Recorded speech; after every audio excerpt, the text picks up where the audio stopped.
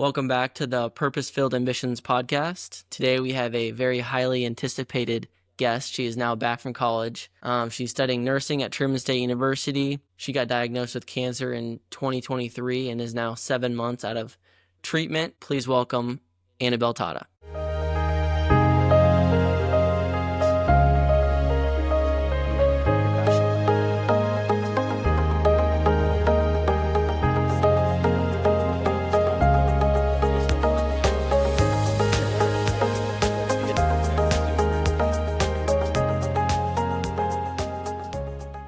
Anna, how are we doing? I'm good. How are you? Doing great. Very excited about this podcast for sure. How are you feeling about it? I'm feeling good now, but I was definitely very hesitant at first because this is 100% out of my comfort zone.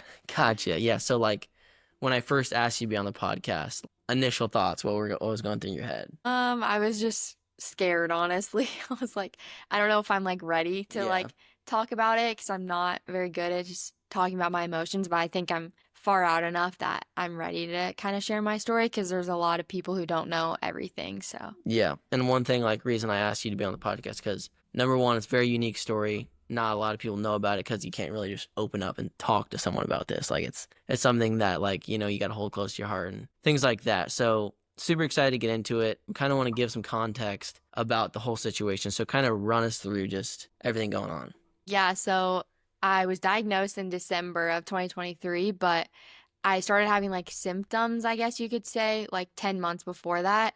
I had this pain in my arm, and my arm was swollen kind of, but I kind of just played through it. We went to the doctor and they said it was probably a pulled muscle. So I kind of went with that, and being an athlete. A pulled muscle.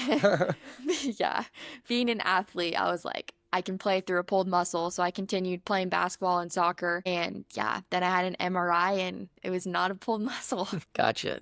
So going through that whole process and what the doctor said versus what actually happened, what was going through your head during that whole thing?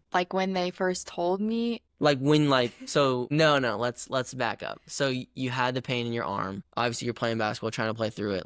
There was zero expectation that you had cancer. Yeah, didn't even cross my mind at all. Anything I felt like I tore something, I was really confused, but I was just frustrated because I felt like there wasn't necessarily anything wrong, but I knew the pain wasn't normal, and I didn't know how to tell anybody, so I kind of just kept playing through it, even though it was very painful. Yeah. And this is during your senior year, right? Yeah. So you're playing your senior year, just trying to not sit on the bench and be hurt. Yeah, that's tough. That is tough. So let's just kind of get into it. Give us the context. Let's talk about the challenge of everything and just the change. So walk me through that once you got diagnosed, what that all looked like. When I got diagnosed, I couldn't process it. I think my mom was the one that told me the MRI results, and oh, wow. I blocked it out. I just couldn't, but I couldn't wrap my head around the words that she was saying. And yeah, and then I think when the actual first time I actually processed it was when I met my doctors for the first time. My oncologist at the hospital, they took me and my parents into this room, and they were going over my whole treatment plan, what the next few months looked like. And then they told me each chemo that I was getting and told me the symptoms of each. And that was the first time when I heard what could happen. I was what in the world? And then she said this is going to be the hardest fight of your life, and you're going to want to give up. And that's really when it sunk in, and I was wow, I actually have cancer. This isn't a joke. Yeah, geez, that's crazy. And did you have any experience with cancer before this? Any family members with cancer, or did you see cancer at all before this? Not really, not my family directly, but my family's family. But other than that, no, the only thing I knew about cancer was from science class at school, so. Jeez, that's crazy. That is crazy. So, talk me through, what were the hardest parts about it? Not just physically, but emotionally and spiritually. Yeah, well, physically, kind of the obvious, just chemo made me sick all the time, and then my cancer was in my arm, so I had multiple surgeries on my arm, and, just adjusting to life with my arm that doesn't necessarily work how it used to. But emotionally, every day was different. I would be so sad some days, so angry other days, and even jealous. As hard as it is for me to admit that, watching my friends do exactly what I wanted to be doing was super challenging. And then I think also you lose a big sense of self.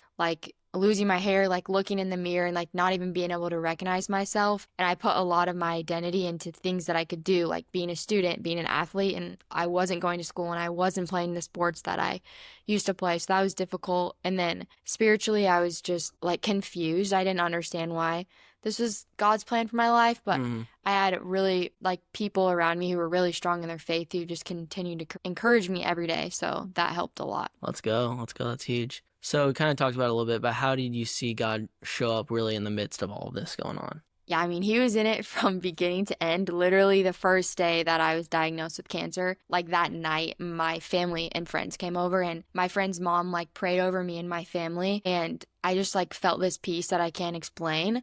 And again, I went to church like that Sunday with my cousin, and the pastor had heard about, like, kind of what I was going through. And he kind of called me out with not calling me out, but he was like, there's people in this room that need prayer right now. And I broke down crying. And he was like, raise your hand if like you need like some prayer. And in my heart, I knew that I did. And it was pretty obvious because I was crying that it was me. But people came around me and like physically laid their hands on me. And again, I just felt this like unexplainable peace. And that's why I chose the verse I did for my bracelets that like were being sold, which was Philippians 4:6-7. So yeah. So obviously, for those that know your story, one of the biggest shifts was walking away from soccer. So kind of tell us what soccer really meant to you. Soccer meant everything to me. It was what like pretty much my life revolved around. I also think it meant a lot because it's so big in my family. Like my cousins play, my uncle coach, and like I just grew up around it. So I think, yeah, I mean, it brought me my best friends and like coaches who have impacted my life in big ways. I think, yeah, it was pretty much my whole life. And I was also committed to play college soccer at Truman State. So Gotcha. So what was it like having to step away from it? it was difficult to say the least. I think knowing that like this time I was stepping away from it like forever was like really hard for me to like process mentally. And also, I don't remember the last soccer game I played in or the last goal I scored. And I think Mm, when I think about that, I'm like, dang, like I wish I like took in those moments and savored them just a little bit more. But yeah, it was emotional, very emotional. yeah, that's tough for sure. Kind of just to kind of give the audience context. So during the whole, treatment and things, the doctors were saying you could play soccer. Mm-hmm. So walk me through that and just like you could play soccer, and then you can't play soccer. Like, what was that like? Yeah, that was like a punch to the gut. I think going through treatment, my entire goal, like the only thing getting me through mentally was like, you're going to step back on the field again. Like, Yeah. this is going to happen. And like I said, the doctor, or like you said, the doctor said there was like a high chance I would play. And then some complications happened with my arm. It kept popping out of place. And I went to like one of my appointments, and my doctor was pretty much like, I don't think this is good. Like, I don't think this is a good idea. Yeah. So, like, I knew it was the right decision, but it was like super hard. Like, I didn't really understand what had kind of shifted and what had changed. Yeah. And so like he said this isn't a good decision. So what would be the repercussions if no doctor, I'm playing soccer? Like what would happen? I could just mess my arm up even more, lose more mobility than I already have. Like, I don't have a good range of motion in my arm. So, if Yeah. I fell on my arm or I don't know, anything like that, it would hurt it even more. Gotcha. So how did you process the loss of that part of your identity and just routine? Like you obviously went to soccer every single day and like practice, and what was that like? Yeah, I think I just talked to people like Megan, my cousin, helped me get through it a lot. A lot of my family, like they reminded me that soccer was a big part of who I was, but it's not everything that I am.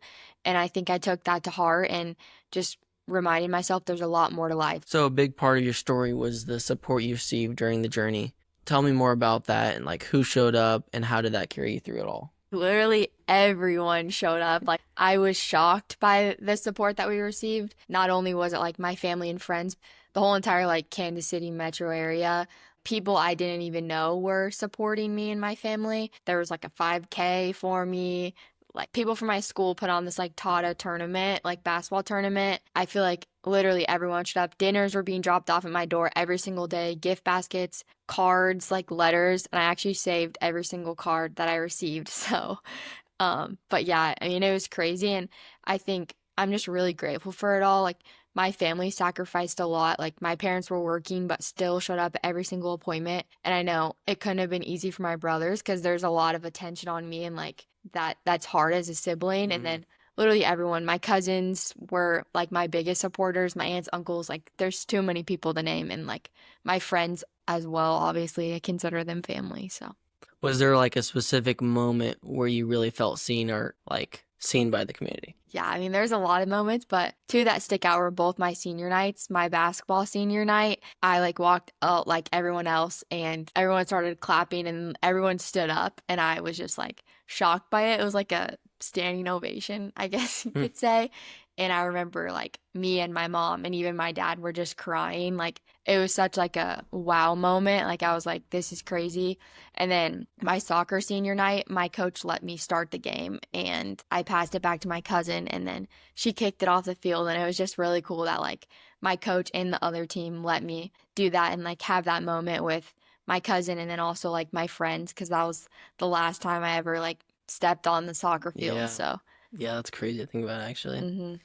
So, one moment that really like stuck out to me is like the Messi game. What that meant, That like was crazy. just the anticipation of the whole city, like, hey, like Messi's coming to town. He's coming to Kansas City, and we're actually gonna move the game to Arrowhead Yeah. because of just the amount of people. And then I get news, yeah, Anna's gonna be like the person who like is honored at the game. Like that whole thing was crazy to me. Yeah. So what was that like? That was again very uncomfortable for me, but it was actually insane. Like I remember my mom was like they reached out like they want you to be the victory project kid of the game and I was like, "Okay, like that's cool." And I didn't know it was for Messi. And then she like calls me again. She's like, "They want it to be for the Messi game." And I was like, "What? Okay, this is going to be cool." And then I got to like invite like everyone, like my whole family came, like my soccer coach got to come, friends, and yeah, it was a crazy experience and like I don't know.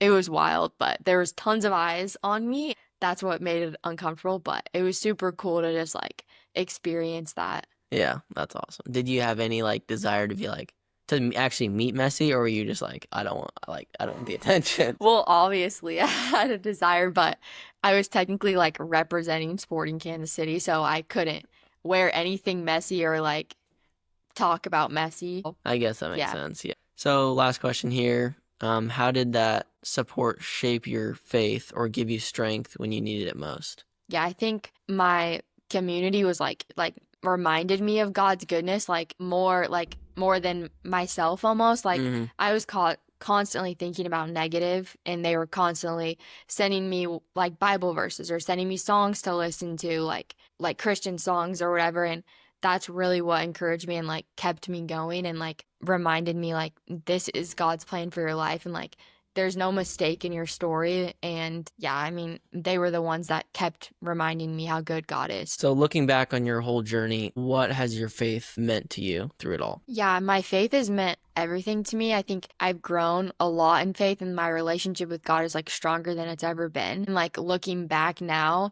while it was like hard to see in those moments, I think God has like used my story in like a lot of ways that I like didn't expect. And like I've met people and I've been able to like encourage people with my story. So yeah, I think like my faith has meant the world to me. Has your skip that? What do you know? What do you know now that you didn't know before? I think something that I know now is like joy can be found in like the darkest moments of your life and it's found through God. Like it's one of the seven fruits of the spirit. And I think while I was in the hospital, spending nights in the hospital, like there was always something to laugh about. Like me and my mom would laugh all the time, joke about like there's good to be found in everything. And also like mindset is like affects the entire journey. Like I said before, but I would have like been so down in the dumps and had a negative attitude if like there wasn't people around me encouraging me every day.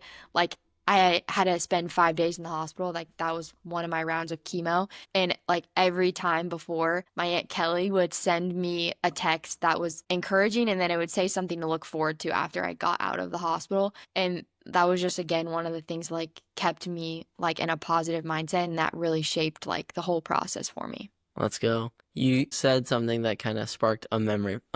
So I remember like mid treatment, I was talking to you about your favorite song. You remember this? What I'm talking about? Yeah. And you said my favorite song right now is "Counting My Blessings." And like during the like at this moment, I had no idea what the song was. And so I was like, oh yeah, yeah, "Counting My Blessings." Like we listened to it in the car, and then later on, like I listened to it by myself, just listening to the song and like thinking about like what you're going through, and like this is your favorite song. I would like it's just a whole like different perspective. So kind of talk me through like why that was your favorite song in the moment. Yeah, I think it just reminded me to like think of the positive, like think of there's so many things are like while cancer was happening to me, there were so many things like that I'm blessed with. Like I was perfectly equipped for this fight when I look back. Like God gave me one of those tools he gave me was the community and like Hmm. that's a blessing because I know that not everyone going through something like that gets the support that I got. So I think it just kept me again in like that positive mindset, like reminding me to like count my blessings. Like there's so much good around me and not just focus on this one negative thing.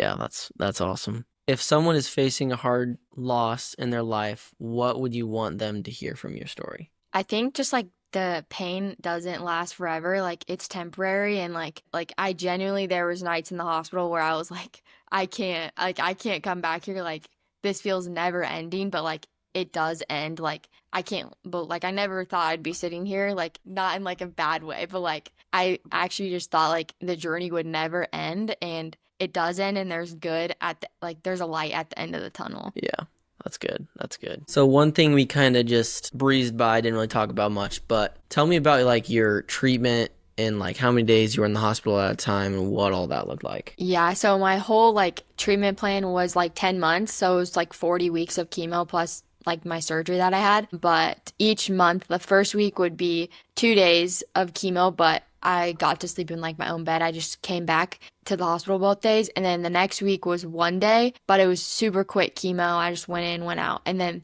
the next week was 5 day overnight in the hospital. Mm, And yeah, there was no sleeping for those 5 days. It was terrible because nurses come in and check your vitals every 4 hours. So yeah, it was hard. that is brutal. Give me like one thing, one note, something that you brought to the hospital like every single time. Like is there something? Something that I can think of is kind of weird, maybe, is I would bring a weighted dinosaur. It was by the brand Pillow Fort, and it was gifted to me like the very beginning of my treatment. And I just brought it because it felt like a piece of home and like honestly gave me comfort, like in the hospital, especially in those uncomfy beds. And now I have four weighted dinosaurs. Sheesh. Kind of became an obsession. Yeah, jeez. So you just brought like one dinosaur each time, or was there eventually the time you brought all four dinos in bed? Well, I didn't like through my treatment, I only had that one I was gifted, and then the end of my treatment, I got another one. So I would just rotate the ones that I brought, but I got the other two like after my treatment. So yeah, Gotcha. Makes sense. Okay. yeah. So so kind of wrapping the whole episode up, thinking about what you talked about, what would make you say like this episode like was a win? This is a success. I think if like just one person is inspired, encouraged, or I can give hope to somebody going through something similar or any other like uphill battle in their life, and like also knowing that when you go through something hard, it's super easy to want to turn away from the Lord and like not run to Him, but I like encourage people to lean on Him as much as possible. Like I say this, but I don't think I know I couldn't have gotten through what I got through without God, so. That's fire. That is fire. So you kind of talked about a verse that stuck with you through it all. Was there any other like quote, even music lyric or something else that like you like read and you're like, wow, like this is good stuff. Gosh, you're putting me on the spot. Hold on. I did save some quotes like in my notes when I was going through it all. One that I like is health is a crown that the healthy wear, but only the sick can see. And I like it because I think it's just so true. Like I took for granted my health. I think I just didn't think about ever like being sick, I guess, especially like when I'm younger, like now. Mm-hmm. And I think a lot of people do like take for granted like a healthy and able body.